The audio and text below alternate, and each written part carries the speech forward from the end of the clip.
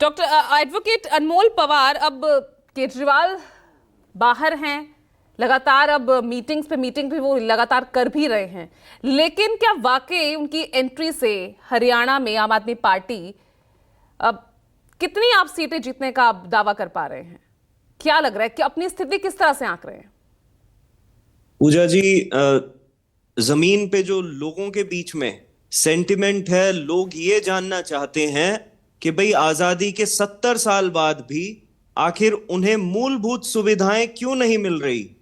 जब दिल्ली सरकार मुनाफे में रहने के बावजूद विश्व स्तरीय शिक्षा, स्वास्थ्य सेवाएं, बिजली और पानी अपनी जनता को दे सकती है, जो उनका मौलिक अधिकार है, जो हर सरकार की जिम्मेदारी बनती है कि लोगों को मुहैया कराई जाए, तो आखिर क्यों भारतीय जनता पार्टी पिछले 10 साल शासन में रहने के बावजूद ये मूलभूत सुविधाएं देने में नाकाम रही, ये लोग जानना चाहते हैं।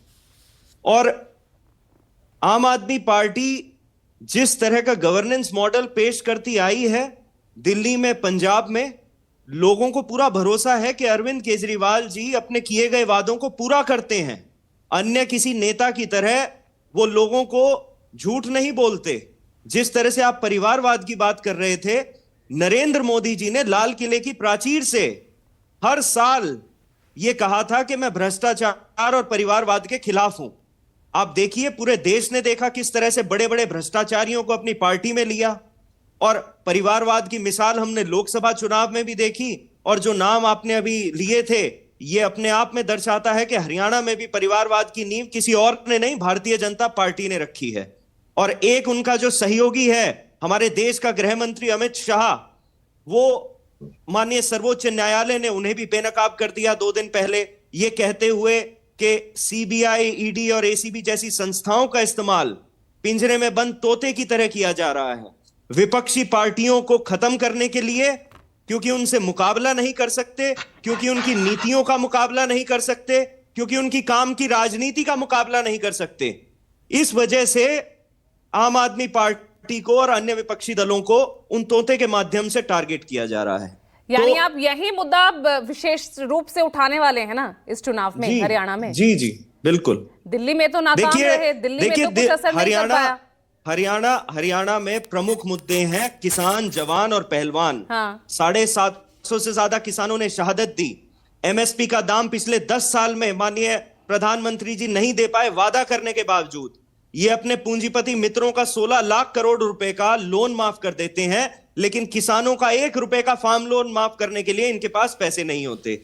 ये कमेटी का गठन करते हैं। जब 3 काले कानून वापस लिए गए थे, तो इन्होंने किसानों को आश्वासन दिया था कि हम एक कमेटी का गठन करेंगे जिसमें हम एमएसपी का आपको लाभ देंगे। लेकिन क्या हुआ? 9 महीने बाद सुप्रीम कोर्ट की दखलंदाजी के बाद वो उस कमेटी का गठन हुआ, और जो प्रमुख राज्य थे जहां पे किसानी जो है एकमात्र, जब वो है उनका एग्रेरियन स्टेट्स हैं, चाहे वो हरियाणा हो, चाहे वो राजस्थान हो, चाहे उत्तर प्रदेश हो, उसमें से किसी भी व्यक्ति का उसमें पार्टिसिपेशन नहीं दिया गया सरकार द्वारा। ये साफ करता है कि उनकी मंशा नहीं थी। और हमारे देश के जो प्रधानमंत्री तो कह रहे हैं कि हरियाणा मात्र एक पहला ऐसा राज्य है देश में जो 24 फसलों पर एमएसपी पर दे रहा है। देखिए, लोगों को भ्रमित करना बहुत आसान है। सेंट्रल गवर्नमेंट दे सकती है केवल एमएसपी, वो सीएसीपी एक संस्थान है, कोई भी राज्य सरकार एमएसपी नहीं दे सकती। और आप किसानों से जाके पूछिए क्या दाम मिल रहे हैं।